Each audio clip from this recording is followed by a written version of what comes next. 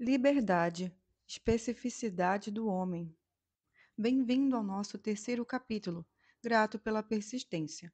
O assunto de hoje é liberdade, tema que está longe de fazer unanimidade.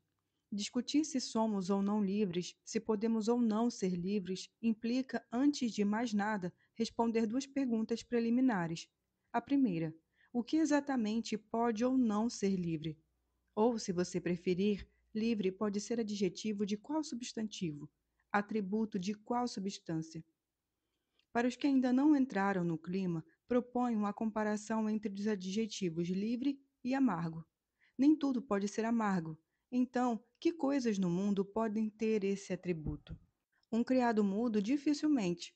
Não por ser mudo, evidentemente. Criados mudos, como o resto da mobília, não se deixam degustar facilmente. O mesmo não acontece com uma barra de chocolate, que pode ser amargo ou não. Agora fica mais fácil. Se o chocolate pode ser amargo, o que pode ser livre? E a segunda pergunta: quais os eventuais obstáculos da liberdade? O que poderia impedi-la? Se não há liberdade, o que ou quem pode ser o responsável? Comecemos com uma provocação, para aquecer. Muitos, se fossem perguntados sobre liberdade, diriam espontaneamente que só são livres quando podem fazer o que querem. Pois bem, considerando com calma esta definição, qualquer ação só será livre quando adequada a um querer do agente que lhe é anterior. Em ordem cronológica, primeiro haveria um querer qualquer, e só depois a possibilidade de agir livremente, de acordo com ele. Assim, de vez em quando, dá aquela vontade de degustar uma berinjela gratinada. Na sequência, você vai ver se é livre para degustá-la, ou não. Como num spa, ou num presídio, ou ainda quando era criança e tinha que esperar pela tia Bibi e pelo tio Enio para começar a comer. Ataque desautorizado à berinjela, adiado, salivação recolhida. Até que finalmente um pai libertador advertia que não era bom para uma criança passar vontade, livre finalmente, para pôr os dentes naquela berinjela não tão querida. Porque o querer é condição da liberdade. Se não quisesse tanto a tal berinjela, a liberdade para comê-la não teria a menor relevância. De acordo com este entendimento do senso comum, tornei-me livre para agir quando os outros me deixaram fazer o que eu queria tanto, como o pai que autoriza o filho, ou a chegada triunfal dos tios em seu luxuoso Dodge Dart. Ou ainda quando o carcereiro finalmente abre a porta da cela e anuncia nossa libertação. Essa liberdade adviria, portanto, de um estatuto da vida social, de uma permissão civilizatória. Mas indo alguns centímetros além do senso comum, somos forçados a constatar que não é só uma outra pessoa que pode nos libertar ou escravizar, porque quando agimos determinados pelo nosso próprio querer, como no caso da berinjela, embora tenhamos sido autorizados por alguém a comer, liberados para agir, continuamos submetidos a uma força que nos constrange, aos apetites, berinjela irresistível, inclinação, gourmande. Neste caso, em que o estômago nos conduz, a saborosa ceia de livre não teria nada, já que toda liberdade supõe soberania na hora de decidir. Diante dos rigores do spa, do presídio e dos familiares, certamente, mas também em relação às próprias vísceras. E você que um dia mandou tudo às favas, deu uma banana para o patrão, dono do escritório de arquitetura onde trabalha, e a bordo de um carro conversível fosse refestejar na praia, cabelos ao vento em pleno dia de semana, antecipando as delícias de um banho de mar, só terá sido livre a moda dos publicitários de calça jeans e de absorventes de mulheres modernas, supostamente emancipadas. Não passam de vítimas da própria esperança, de um ganho de potência alimentado pelo imaginário, de um frescor por antecipação. E tudo isso nos permitiria concluir que fazer o que se quer é uma forma a mais de escravidão, menos visível que correntes, algemas e celas, mas tão determinante quanto. O que talvez nos obrigasse a concluir que para agir livremente de verdade, teríamos que fazer o que não queremos, na contramão dos apetites. Só assim teríamos certeza de não estarmos sob o jugo tirânico da própria carne. O que, convenhamos, tiraria da liberdade todo o seu charme, Faria dos seus símbolos mais diversos, do cartaz com o Che Guevara às caminhonetes 4x4, uma fonte a mais de tristeza do mundo. E você dirá, sem galhofa, que, se para ser livre precisar fazer o que não quer, já está se alistando como candidato voluntário à servidão. Provocação aceita? Mas não nos deixemos abater. Afinal, este assunto da liberdade ocupou muita gente antes de nós, de épocas, lugares e circunstâncias muito diferentes, autores de reflexões grandiosas e que vão certamente nos ajudar muito. Não poderemos exaurir aqui nem mesmo os mais consagrados. Os limites da aula não permitem. Avançaremos sem dar muita bola para a cronologia dos manuais. A dificuldade começa com os sentidos múltiplos de liberdade. Um filósofo destaca três: liberdade de agir, de pensar e de querer. Sentimos que tem a ver com o que pode ou não ser livre. Uma palavrinha sobre cada um deles. O primeiro sentido de liberdade é mesmo este a que nos referimos logo acima, de fazer o que se quer, de fazer alguma coisa, liberdade física, de movimento, de deslocamento, evidente no animal selvagem, como aqueles usados em outros tempos para anunciar cigarros na televisão. Um animal que age apenas pela sua vontade é livre, neste sentido físico da liberdade. Esta liberdade também é evidente na nossa humana vida, quando vamos e voltamos, decidimos sair de madrugada, pegar a estrada, ir de helicóptero, descer a escada rolante de dois em dois para conseguir pegar aquele metrô que anuncia a partida, parar de correr para degustar um pastel de feira em um copo grande de caldo de cana e ficar morgado. Liberdade de não se mover simplesmente, de coçar por coçar. Liberdade sem dúvidas. Sua realidade é comprovada o tempo todo pela experiência de cada um.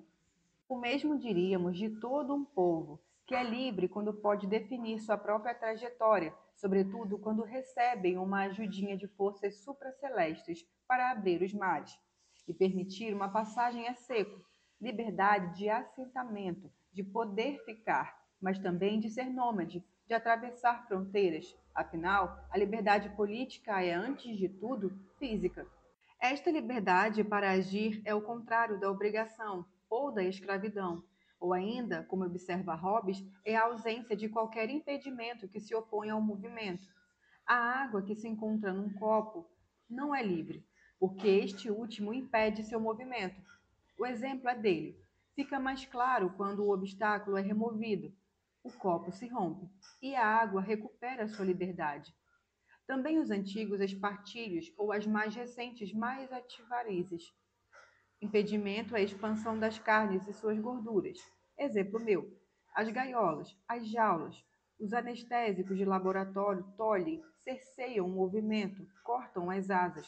Da mesma forma, qualquer um de nós será livre para agir quando nada nem ninguém impedir nosso movimento.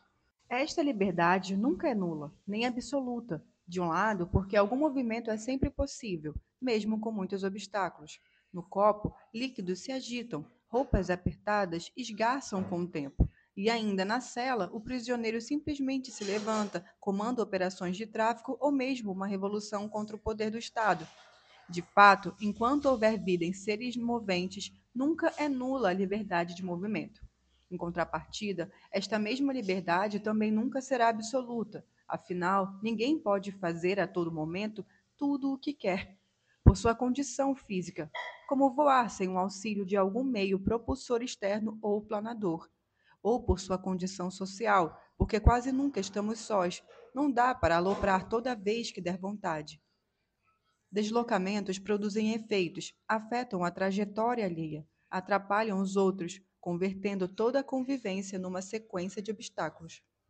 Muitos destes obstáculos ganham o estatuto de lei, e é, paradoxalmente, graças à lei que algumas liberdades remanescentes se tornam efetivas. Não há liberdade sem lei, ensina Locke. É como abrir mão de um pedaço da torta para ter certeza de dispor do resto, que, se ameaçado, poderá ser exigido. Porque a mesma força que nos limita, limita os outros, podendo assim garantir, assegurar. O silêncio, por exemplo, não podemos gritar ou testar nossas modernas caixas de som depois das 10 da noite. Restrição lamentável, mas que se impõe a qualquer um, e nos permite dormir, garantindo liberdade de sono. Passemos agora a um outro sentido de liberdade, que não é mais a de agir com movimento de corpos, mas de pensar. Liberdade intelectual, que tem por objeto o pensamento, condição de um livre pensador. É livre a pessoa que pode pensar livremente, mas esta constatação é pouco precisa, temos que admitir. Resta saber quem ou o que pensa em nós. Liberdade do espírito para alguns, da parte superior da alma para os outros, da substância pensante, da mente, da parte pensamento do corpo. A história do pensamento é pródiga nas nomenclaturas, e enquanto não identificarmos o que está por trás das coisas que passam pela nossa cabeça, ficará difícil saber quem goza desta tão cobiçada liberdade. O direito nos estados ditos democráticos, por intermédio das liberdades públicas garantidas constitucionalmente, já cuidou em parte do problema. Afinal, esta liberdade de pensamento de que falamos é correlata às de informação, de expressão e de culto. É livre o povo que fala o idioma de sua cultura, que cultua os deuses de sua fé, que define o que é sagrado, que materializa o absoluto em arte, que faz suas escolhas, delibera seus caminhos, define seus pontos de chegada, o que querem vir a ser um dia. De fato, escolher o que queremos da vida pressupõe pensamento livre, liberdade para decidir a melhor forma de viver e conviver, liberdade de deliberar a melhor ação, a mais adequada, a mais justa, a mais eficaz, liberdade que nos permitiria decidir diferente, por outra ação, outra estratégia, liberdade que também nos autoriza a jogar no lixo muitas vidas cogitadas, iniciativas abortadas, soluções de menos valor. E toda esta liberdade nos torna responsáveis. Afinal, toda responsabilidade implica ter consciência das próprias decisões, de agir com conhecimento de causa, como se diz. Na hora de agir, toda escolha resulta de um exercício intelectivo, da aplicação de um critério ou de uma máxima de conduta. Por isso, quando se pretende reduzir ou eliminar a responsabilidade, tarefa recorrente de advogados de defesa, discute-se a plena consciência do agente no momento da ação. Ele não sabia direito o que estava fazendo. Mas, para além da moral e da política, podemos nos perguntar: haverá liberdade intelectiva quando estamos em plena resolução de algum problema matemático, destes que já têm uma resposta certa? Não estaríamos, neste caso, constrangidos por uma resolução que se impõe a nós? Não será uma forma de escravidão ter que seguir certos passos para se chegar a um resultado que não podemos contornar? Como poderia ser livre o pobre do aluno que resolve um problema de geometria aplicado a teorema de Pitágoras? Ou alguma fórmula para calcular a área de um polígono? Argumentamos que poderia sim, perfeitamente. Afinal, na hora de resolver uma questão matemática, pensamos o que queremos, sem nenhum constrangimento externo. O espírito pensa o que quer, sem obedecer a ninguém, porque é livre e, se busca a resolução verdadeira, faz o que quer, porque quer. Se encontra o resultado verdadeiro do problema, consuma nele mesmo sua própria liberdade, porque, se não buscasse livremente a verdade, todo o espírito estaria à deriva, delirante. O que falta deixar claro? Que neste caso da matemática, a liberdade nada tem a ver com a escolha, com a liberdade da moral, porque a área de um quadrado corresponde ao quadrado do seu lado, e o triângulo retângulo que o divide em dois tem a sua área definida pela metade da área do quadrado, necessariamente. E chamamos de liberdade a este discernimento de uma verdade que nunca se impôs, mas que com liberdade é alcançada. Não houvesse liberdade para resolver o problema, não haveria erro. Se a verdade matemática escravizasse, quantas notas baixas em geometria eu teria evitado? Até aqui, apresentamos dois sentidos para a liberdade, a de fazer e a de pensar. Somos livres para fazer o que queremos, liberdade física de agir no mundo, e para pensar o que queremos, liberdade de pensar sobre o mundo. Mas estes dois sentimos não dão conta de enquadrar a provocação inicial desta aula. Afinal, como vimos, não basta para ser livre fazer ou pensar o que queremos. Ainda seria preciso ser livre para querer o que queremos. Aqui o sentido de liberdade mudou, antes de tudo porque é outro seu objeto. No primeiro sentido, ser livre é questão de poder agir. Seu objetivo é, portanto, a ação. A liberdade é física, de fazer ou não. No segundo sentido, ser livre é questão de poder pensar. Seu objetivo é, então, o pensamento. A liberdade é intelectiva, de pensar ou não. Neste terceiro sentido, ser livre é questão de querer, e o objetivo agora é a vontade. A liberdade deixou de ser simplesmente física ou intelectiva. Por isso, muitos a denominam metafísica, e até absoluta ou sobrenatural. Liberdade de querer ou não. Afinal, seremos livres para querer o que queremos? Vocês que escolheram ler este livro, nada nem ninguém os impediu, tampouco os obrigou. Foram até a estante para buscá-lo livremente.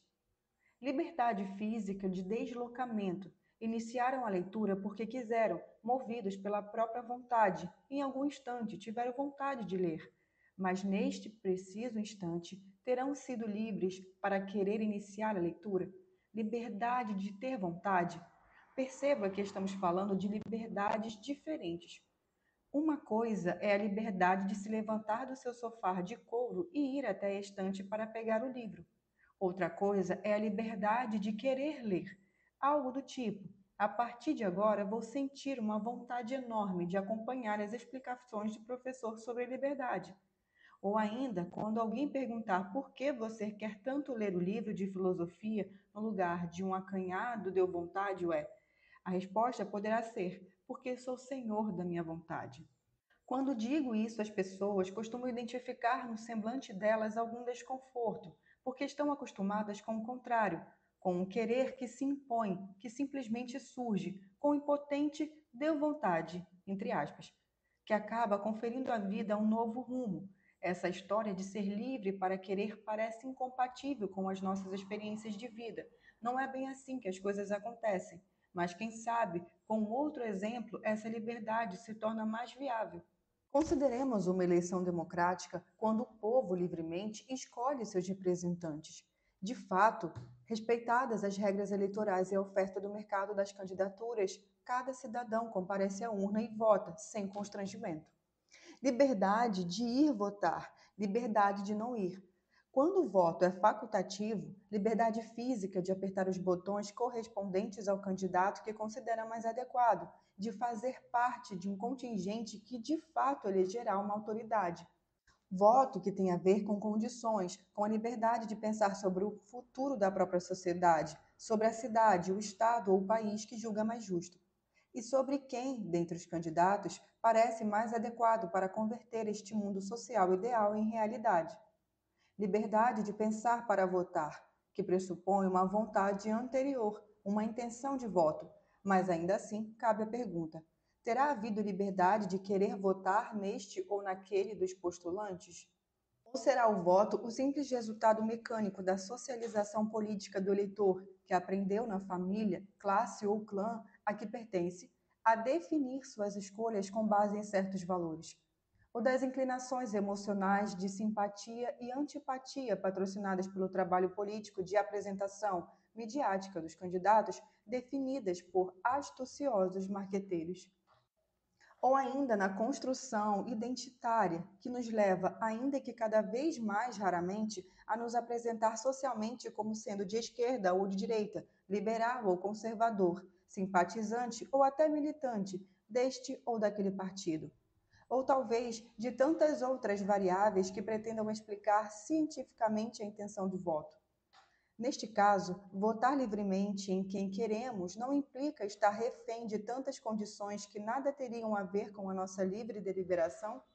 Esta liberdade de querer, de vontade, metafísica, é a que mais interessa à filosofia, a que mais intriga e que mais mereceu a atenção de pensadores consagrados. Vamos recorrer a eles para deslocar mais facilmente do senso comum. Começamos com Platão, porque na maioria das questões ditas metafísicas é difícil fazer a diferença. O relato mitológico, o texto é filosófico, citado num diálogo, o Protágoras. Este é sofista, título da obra e porta-voz do relato. Platão se serve com frequência de mitos para expor suas ideias.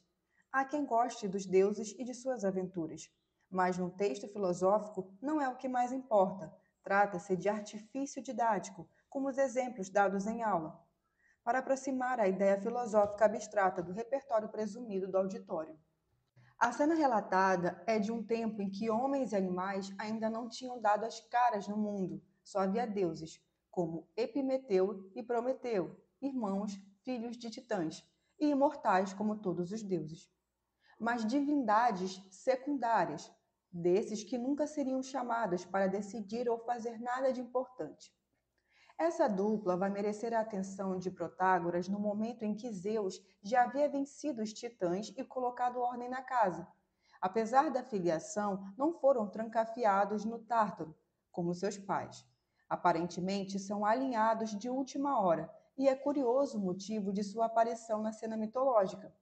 Zeus tinha instituído os cosmos, já falamos disso. Distribuiu o mundo aos seus parceiros, passando um primeiro momento de alívio pelo fim da guerra entre a primeira e a segunda gerações de deuses. Seguiu-se um enorme tédio. Imagine, depois do caos completo, as coisas todas no seu lugar. É só no seu lugar. Tudo adequadamente disposto, lógico, cíclico e previsível. Astros em suas órbitas, dias e noites, ventos e mares, tudo numa regularidade irritante, que exclui rigorosamente qualquer possibilidade de surpresa. Os deuses não suportavam mais, era preciso dar um jeito naquilo. Epimeteu e Prometeu, os irmãos, foram então escalados para fabricar mortais. Primeiro, interrompemos o relato para algumas inferências. A princípio, o motivo inicial da produção de mortais foi o tédio, isto é, se vocês e eu estamos por aqui, é porque os deuses estavam aborrecidos com a engenhoca cósmica que eles mesmos inventaram. Somos filhos do enfado divino, cá entre nós, se não for ao divino, pelo menos de muitos dos pais mortais, em tempos pré-televisivos ou registros à TV aberta. Segundo, podemos inferir deste enfado o que os deuses esperavam de nós, mortais, ao patrocinar e autorizar nossa existência, divertimento ou entretenimento, bobos da corte olimpiana. E não só para fazer rir, mas gozar também. Sabe-se que Zeus, deus dos deuses, tinha clara preferência pelas amantes humanas. E as deusas, então? Para citar uma, Calipso aprisionou em plena Odisseia o mortal Ulisses em sua ilha e fez dele um instrumento do seu prazer.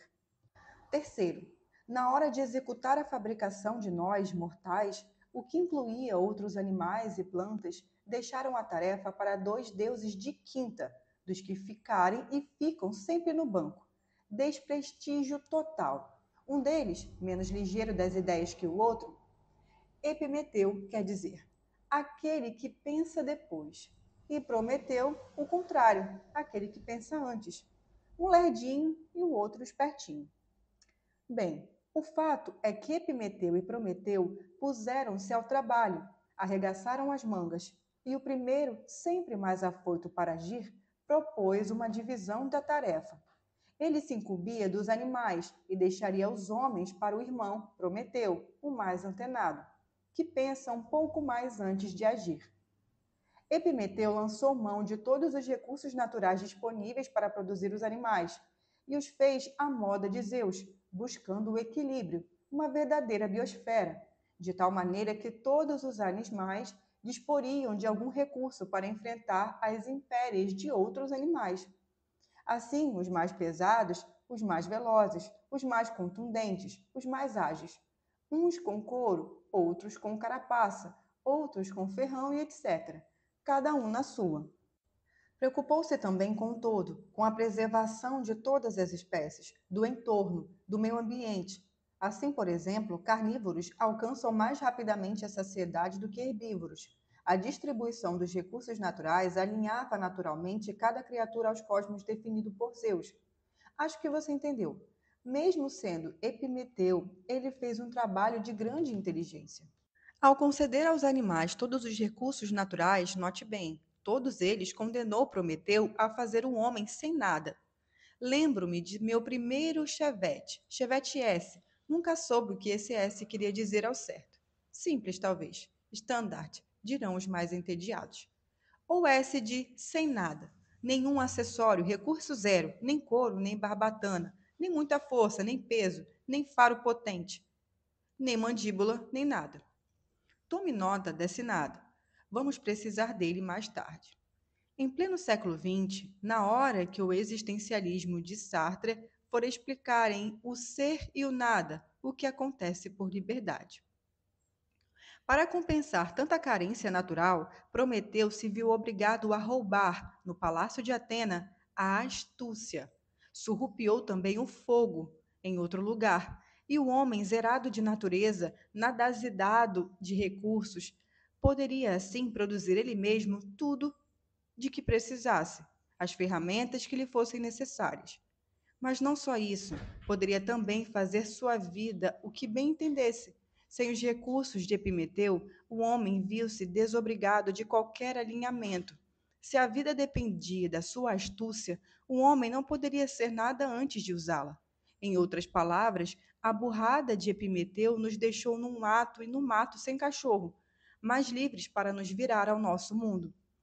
No nosso caso, alinhar-nos com o universo cósmico é uma questão ética, uma escolha contingente, que exige saberes sobre si e sobre o universo, saberes que nem sempre temos. Livres, portanto, graças ao tédio dos deuses, à burrada de Eptemeu e ao furto da astúcia. Ancestralidade pouco nobre, portanto, esta da liberdade. E para terminar, os deuses ficaram furiosos. Prometeu foi castigado por Zeus, amarrado em um rochedo, onde aves de rapina viram comer o seu fígado. Crueldade redobrada se considerarmos que se trata de um deus que não morre nunca. Acabou solto pela intervenção do filho de Zeus. Vale a pena a leitura do relatório platônico, sempre tendo em mente a problemática filosófica que lhe confere densidade. Esta é reflexão sobre a liberdade sem sequência no pensamento moderno, com Rousseau.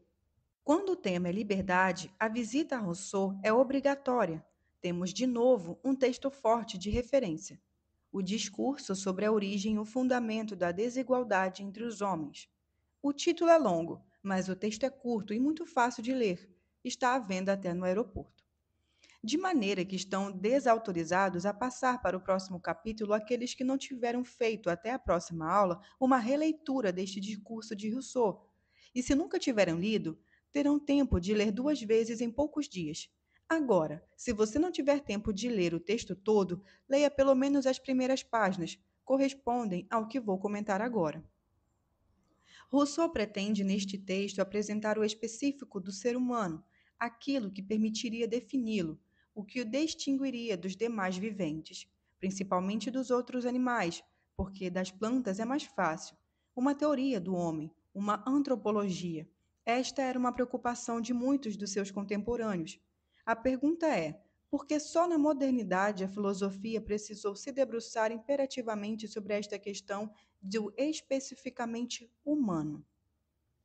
Como acabamos de explicar, durante séculos o homem acreditou que o universo seria cósmico e que esses cosmos seriam a grande referência ética, definidor do certo e do errado na hora de escolher a vida.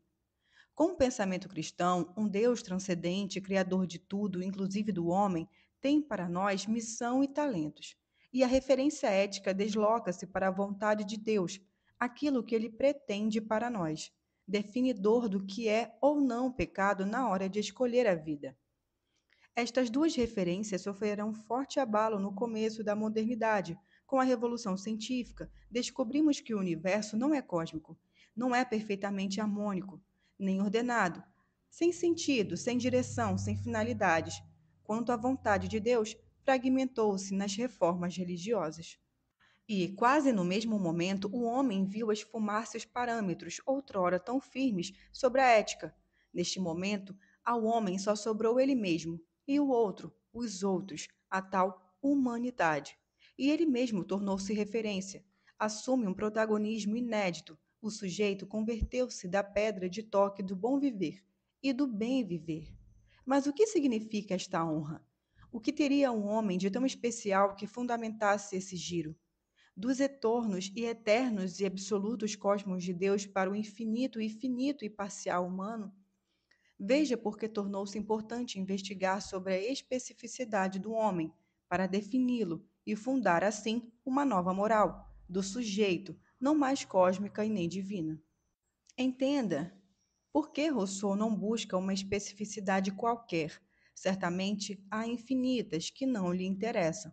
Assim, supomos que só os humanos sabem quando um jogador de futebol está em impedimento, jogam truco, tomam espumante no recipiente apropriado, fritam ovo, levantam presos em academias ou nadam em piscina aquecida, resolvem equações.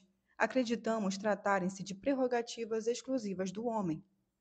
E se animais de estimação já dispõem de sofisticados resorts para suas atividades físicas, certamente não é por obra e graça dos mesmos, mas de seus humanos e curiosos proprietários.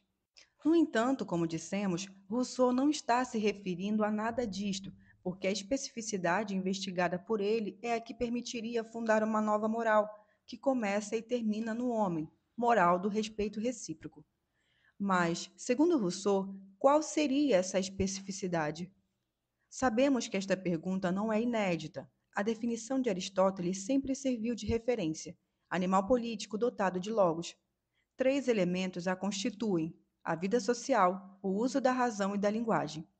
Porque logos significa tanto uma quanto outra. Um homem seria ao mesmo tempo social, racional e comunicativo.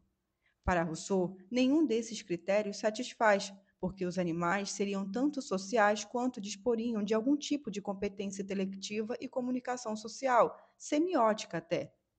Se diferença houver, é apenas de grau, não de princípio.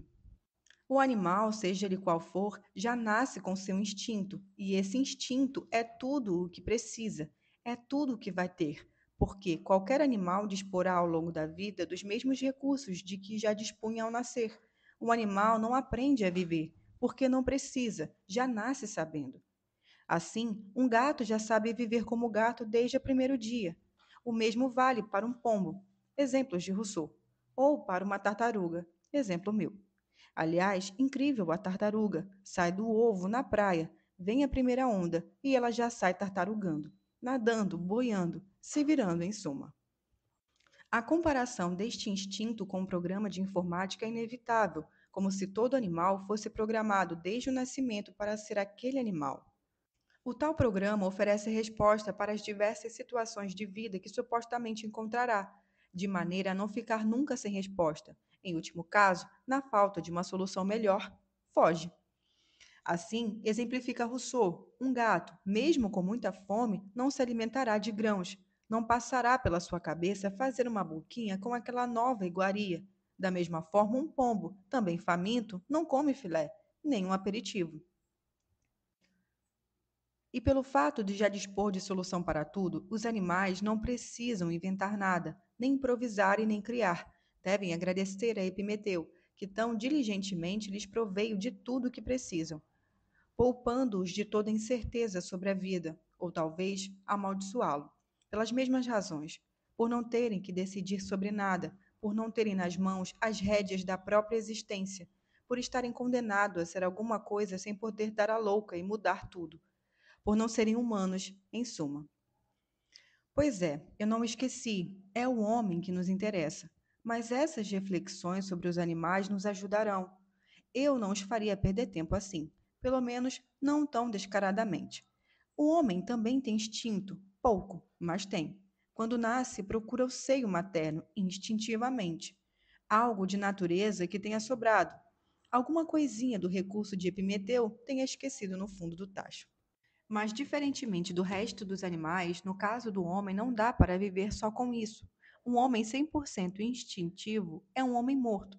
Na ficção há casos, irmãos amamentados por lobos, outros por grandes macacos. Por galináceo seria muito difícil por causa da dentição. Coloque um recém-nascido humano ao lado de um ovo de tartaruga. Comprove você mesmo a diferença de desenvoltura. A tartaruguinha parece preparada para o mundo, o humano, o contrário. Cabe ao homem, portanto, ir além, transcender as inclinações naturais, descolar dos instintos, aprender a viver, por natureza e por pobreza de natureza, por faltas de instinto, por carência de recursos, Um homem se vê obrigado a aprender a nadar, senão se afoga, a aprender a andar e a correr, sob pena de imobilidade, a aprender a se defender, a fabricar armas e utensílios para não ser trucidado. A fórmula de Rousseau é magnífica. No caso do homem, a vontade, uso livre da razão, continua falando, mesmo quando a natureza se cala. Como se não bastasse tanta lacuna de natureza, a vida humana parece bem mais complicada de ser vivida. O mundo cada vez mais pródigo em alternativas existenciais e o instante de vida sempre singular, único. Fosse regido pelo instinto como o resto da animalidade, também não haveria para o homem alternativas ou possibilidades. A vida seria necessariamente a única que poderia ser. Mas graças a esse deslocamento dos instintos, essa liberdade frente à própria natureza, ao homem é facultado escolher, o tempo todo, objetivação ininterrupta de sua liberdade e ser responsável pelas suas escolhas sobre a vida e a convivência, porque as condições legítimas das relações entre as pessoas e a melhor forma de organizar a sociedade também podem ser infinitamente diferentes do que são, também resultam de opções livres.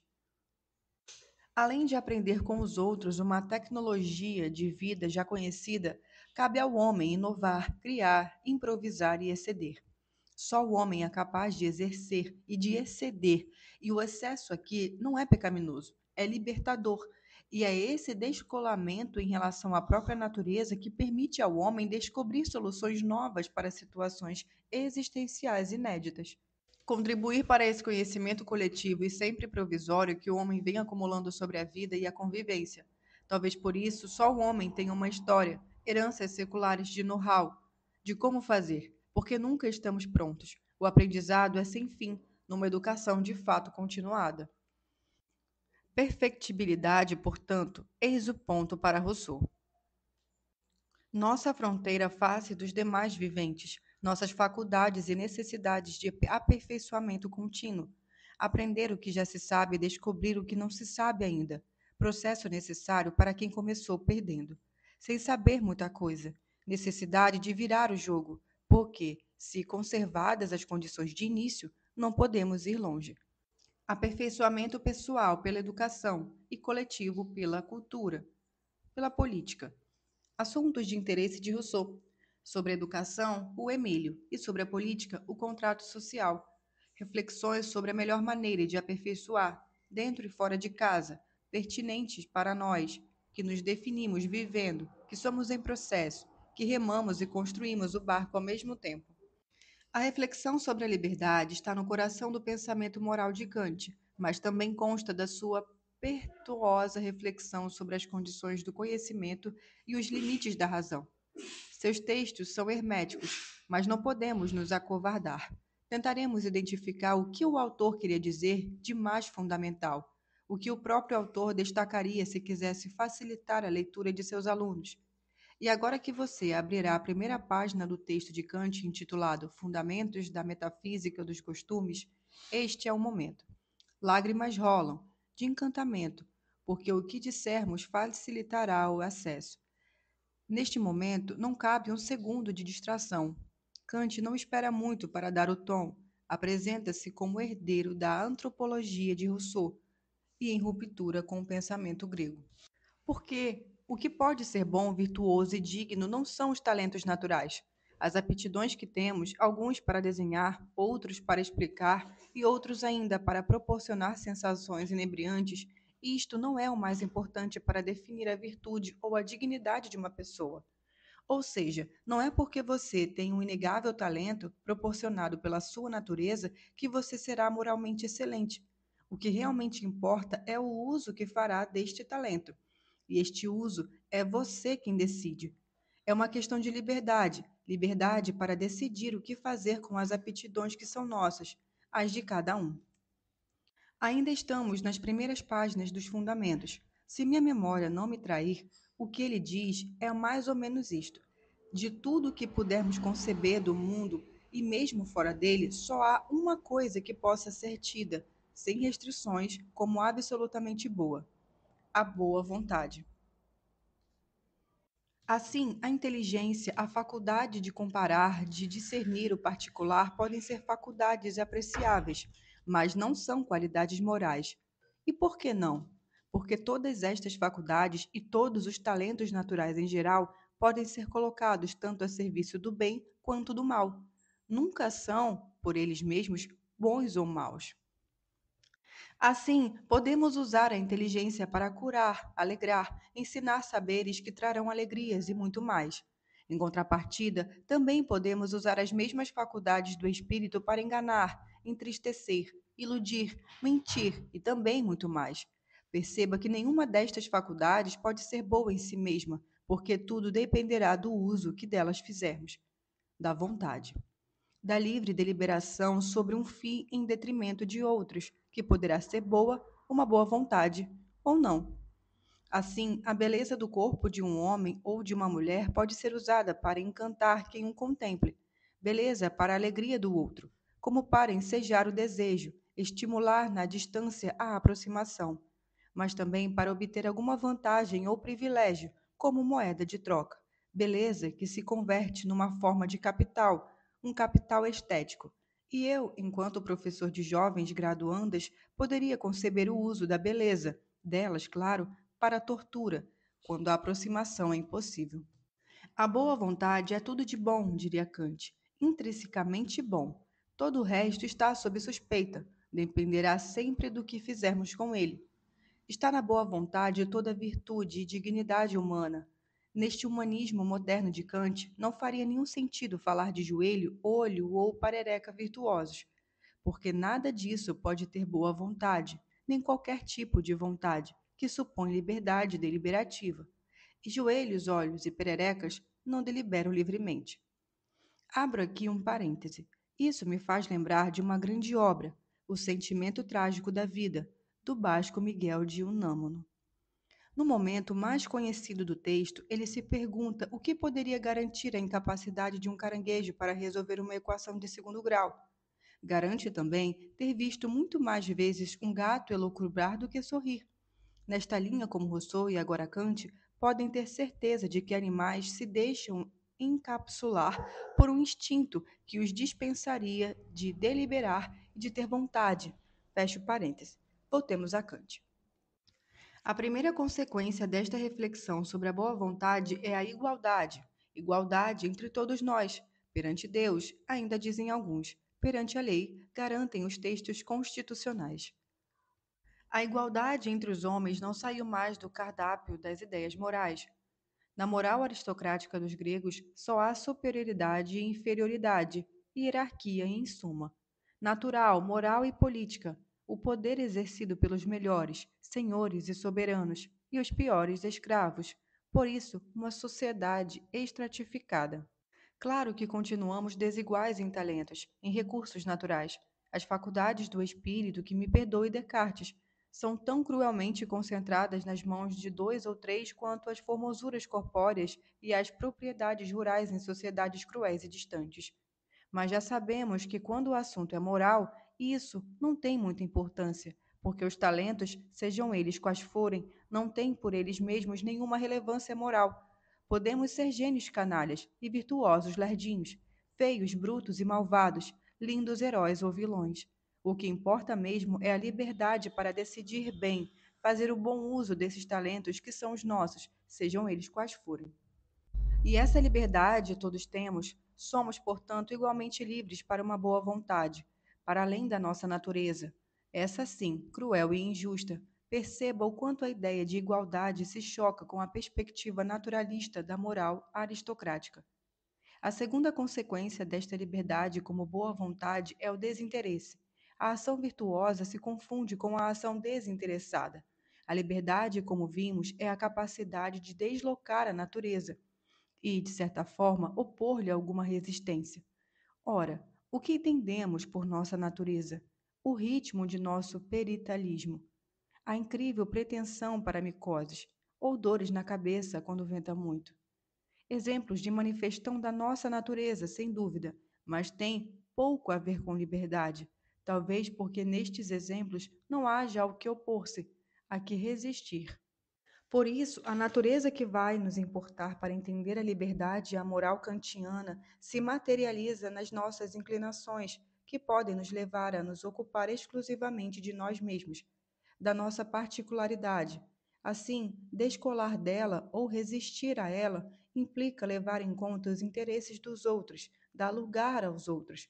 Para isto, é preciso colocar-se entre parênteses, considerar outros desejos além dos próprios, e esta autolimitação supõe que não sejamos 100% egoístas. Esta reflexão está presente no nosso cotidiano. Todos sabemos distinguir uma conduta interessada de outra desinteressada e atribuímos mais dignidade moral à segunda, porque, sendo modernos, somos kantianos sem saber. Por isso, achamos tão legal quando alguém nos traz ou nos faz um favor do nada, sem expectativa de retorno. E você enaltece aquele que, sem nunca ter te visto antes, devolve a carteira que você tinha perdido, com todo o dinheiro dentro. Menos valoroso é o taxista, que cobra pelo deslocamento. Menos ainda é o caroneiro, sacana, que espera um pagamento em serviços eróticos. Mas a carona desinteressada está sim, é moralmente superior. Falaremos mais desse desinteresse quando tratarmos do amor. A terceira consequência desta liberdade é o universalismo. A vontade, para não ser uma boa vontade, deve se justificar universalmente. O dever que resulta de uma atividade intelectiva deve valer para qualquer um. No lugar de um Deus universal, uma razão universal ou capaz de parir o universal. Neste modo, o senso comum moral se afasta do kantismo, porque é muito comum justificativas que se fundem na parcialidade do julgamento moral. O certo e o errado vão muito de cada um, decreta palpiteiro, com ares de erudição. Além do senso comum, pensadores legítimos, arautos da pós-modernidade, consideram que um dos principais pontos de ruptura entre o pós e o simplesmente moderno resiste neste ponto da universalidade moral. Eis a grande ruptura proposta pelo existencialismo, a de assegurar que, no caso do homem, de sua vida, não é bem assim que funciona. Aqui tudo se inverte, não há uma natureza que se antecipe à vida, não há uma essência que pauta a existência, não há um ser que dispõe o viver. O homem nasce nada, solto no mundo, sem uma definição que antecipe a vida, sem e nem de branco, nem de negro, nem de mulher, nem de nada. A mulher será o que decidir fazer de sua vida. Antes disto, não há nada, porque se houvesse, estaria comprometida a liberdade. Teríamos que pagar pedágio de vida à essência que a nós se imporia. E por isso, no seu caso, a vida vem antes. A existência se impõe sem essência que lhe dê apoio. O mundo se apresenta e diante dele infinitos atalhos. Para cada instante em que nele existimos, é preciso viver primeiro, e, se for o caso, ir descobrindo aos poucos quem é. É a partir da vida que se definem os homens, que se constituirá alguma essência. É a partir da fundamental liberdade para existir que as escolhas se definirão. Desta forma, a liberdade não pode ser a simples faculdade de um desejo ou de um sujeito, porque esse sujeito, detentor da faculdade, não existe. A quem pertenceria a faculdade de pensar ou de desejar? No momento em que o sujeito não é mais uma entidade, mas é um processo de existir, nenhuma faculdade pode pertencer a ele, não podendo ser muito nem mais atributo de um sujeito. A liberdade com ele se confunde. A liberdade é o próprio sujeito. A liberdade constitui a própria realidade humana. Resta saber como esta indeterminação vai funcionar como o motor constituinte da vida de cada um de nós. Essa constituição nada tem a ver com determinação, porque não somos gatos nem tesouras. Nesta constituição, eu mesmo me constituo a cada momento da minha existência. Na vida que nos toca viver, nunca um momento simplesmente derivará de outro, como o ferver da água exposta ao fogo, o que nos situa muito distantes do resto da natureza, onde tudo é determinado, onde todo efeito determina por sua vez a sua causa. Assim, se está, não tirasse daquele o seu ser, de onde tiraria? Mas se conosco não acontece isto, se não estamos inscritos numa cadeia inexorável de casualidades materiais, o que acontece exatamente? Qual o fundamento de uma eventual transcendência a esta cadeia? O que escoraria uma eventual liberdade frente a tudo que afeta? Como você vê, terminamos onde começamos, mas certamente melhor preparados para continuar elucubrando. Você terá ainda bastante tempo para se divertir com